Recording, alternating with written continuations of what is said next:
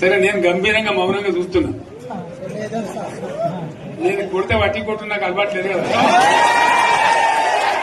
చూద్దాము.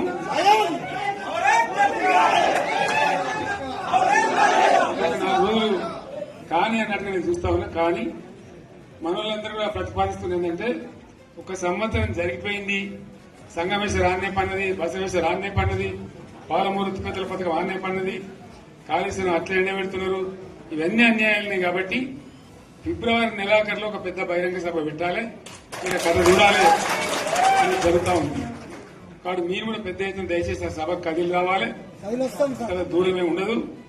ఆ రకంగా